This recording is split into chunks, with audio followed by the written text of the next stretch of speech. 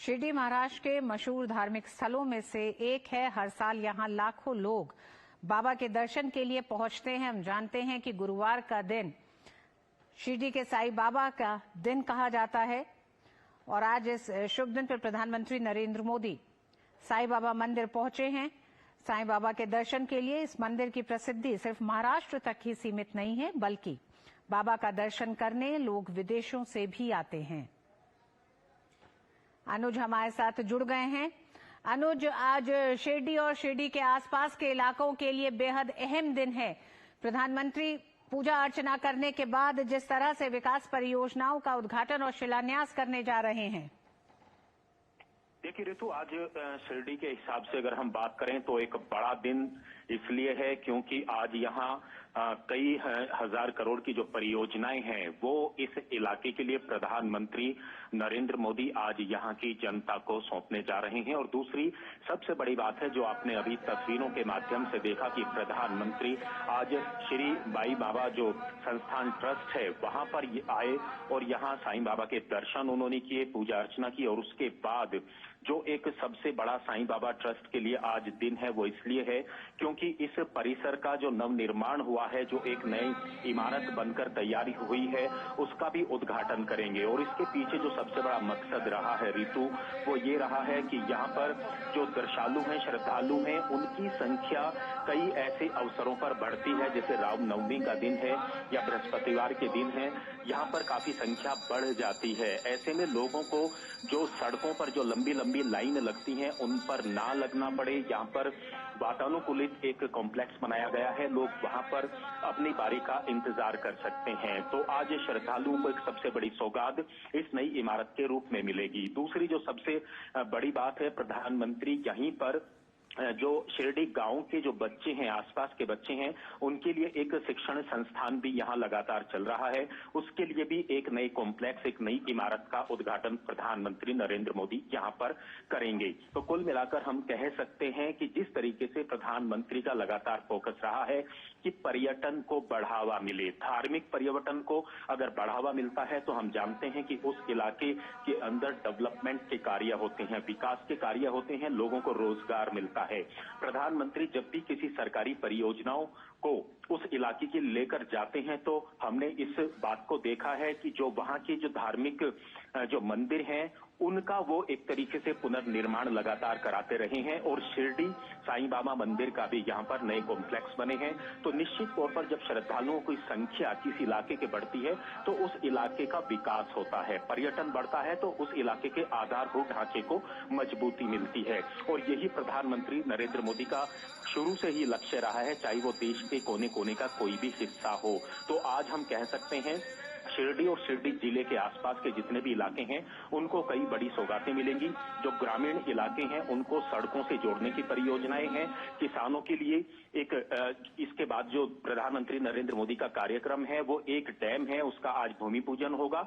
और वहीं से जो एक कैनाल है, नहर है, उसका उद्घाटन होगा। इससे वहां के जो हजारों लाखों किसान हैं उनको सिंचाई की अच्छी व्यवस्था मिलेगी। और कुछ तो ऐसे भी इलाके हैं, गांव हैं, जहां तक पीने के पानी की अच्छी व्यवस्था नहीं थी, आज वो पानी की पीने की अच्छी व्यवस्था वहां के लोगों को मिलने जा रही है। रेल यातायात की बात करें उसमें भी एक नई लाइन का उद्घाटन होगा। और हम तो ऋतु इस बात को जानते हैं कि पहले शिरडी में अगर कोई लोग रेल से आता था तो उसको यहाँ से 30 किलोमीटर के आसपास दूर उतरना होता था, लेकिन अब ऐसा नहीं होता है, सीधी रेल शिरडी के अंदर आती है।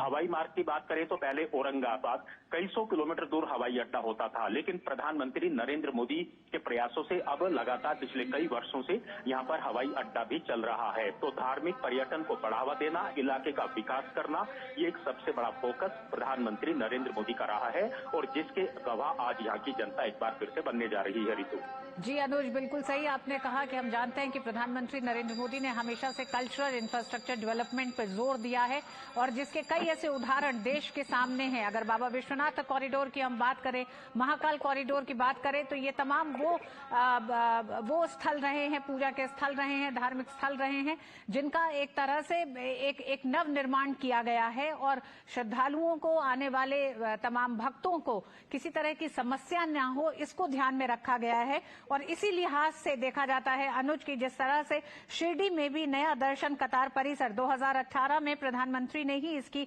आधारशिला रखी थी और आज प्रधानमंत्री इसकी शुरुआत करने जा रहे हैं। तो प्रधानमंत्री का लगातार जो कहना है कि उनके कार्यकाल में कुछ ऐसी योजनाएं परियोजनाएं जिनकी शुरुआत हुई, जिनका शिलान्यास हुआ और उनका उद्घाटन भी उन्हीं के कार्यकाल में होता रहा है।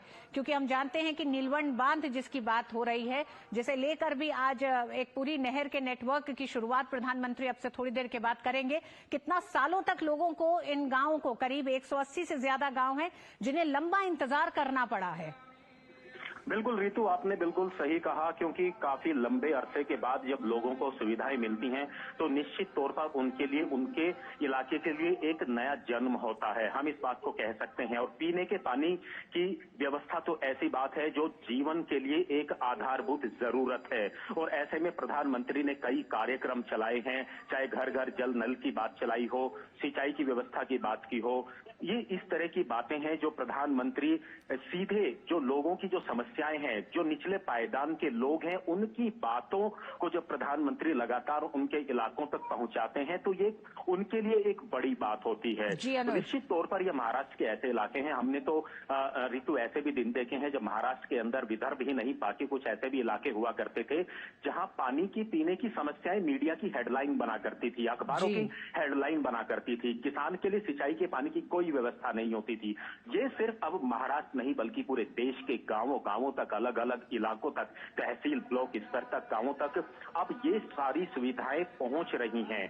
और आज इस वजह से हम इस बात को कह सकते हैं कि निश्चित तौर पर प्रधानमंत्री को लोग जो सुनने के लिए और देखने के लिए जो हजारों लाखों की संख्या में लोग आते हैं, वो एक विश्वास के साथ आते हैं। उन्हें इस बात का विश्वास होता है कि यहां आज देश के प्रधानमंत्री नहीं आ रही हैं, बल्कि उनकी आशाएं और उनका जो विश्वास था वो यहां तक पहुंच रहा है। तो निश्चित तौर पर ऋतु, आज प्रधानमंत्री जब महाराष्ट्र के इस इलाके में है तो हमने शिरडी साई बाबा का जो बाहर का परिसर है, यहाँ पर हजारों की संख्या में लोग यहाँ पर उनका अभिवादन करने के लिए खड़े थे। अभी वो टाइम जो भूमि पूजन करेंगे वहां जाएंगे और एक 3 बजे के आसपास एक बड़ी लाखों की जनसंख्या की एक जनसभा को भी संबोधित करेंगे। जी अनुज, क्योंकि आप अनुज वहां पे मौजूद हैं, नया दर्शन कतार परिसर है, ये किस तरह से श्रद्धालुओं को और ज्यादा सुविधा देगा? क्योंकि कई ऐसी सुविधाएं इसमें शामिल की गई हैं जो आज अत्याधुनिक तौर पर, यानी कि टेक्नोलॉजी के इस्तेमाल से अब श्रद्धालुओं को यहाँ पहुंचने के बाद किसी तरह की कोई समस्या नहीं होगी।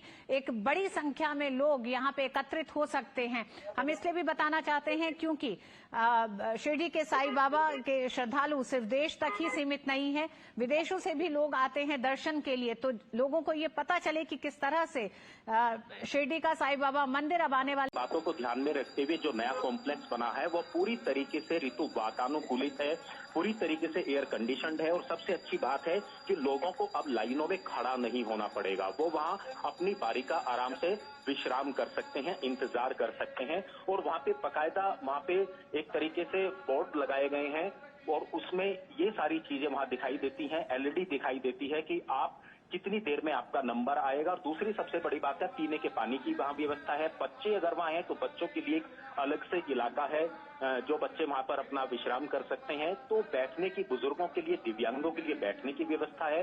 तो जो आज के समय में की जरूरतें हैं, जब भी देखिए कोई भी नव निर्माण किसी परिसर का होता है तो इन बातों को ध्यान में रखा जाता है कि आज की जो जरूरतें हैं उस जरूरत के हिसाब से वो नव निर्माण हो। और ये जो परिसर के अंदर नव निर्माण हुआ है, चाहे वो शिक्षण संस्थान का कॉम्प्लेक्स हो या ये जो लंबी कतारें हैं उन गौशालाओं के लिए हो, तो निश्चित तौर पर ये काफी राहत और सुकून श्रद्धालुओं को देगा। हम तो आज सुबह जब ऋतु श्रद्धालुओं से बात कर रहे थे तो उन्होंने कहा कि हम आज से जब 5 साल पहले आए थे उसके बाद से पूरा नजारा बदला हुआ है। हम जानते हैं कि जब यहाँ पर जो 100वां शताब्दीवा जो समाधि जो उपलक्ष्य यहाँ पर मनाया गया था, उत्सव यहाँ पर मनाया गया था, उसमें प्रधानमंत्री नरेंद्र मोदी ही वर्ष 2018 में यहाँ पर आए थे और ये जो नए कॉम्प्लेक्स बने हैं इनका भूमि पूजन उन्होंने किया था। आज 5 वर्ष के बाद प्रधानमंत्री उनका उद्घाटन कर रहे हैं। ये एक सबसे बड़ा उदाहरण है कि अगर सरकारों की नीति और नीयत अच्छी हो, जनसेवकों की नीति और नीयत अच्छी हो, तो समयबद्ध तरीके से किस तरीके से कार्य किया जा सकता है। इस चर्चा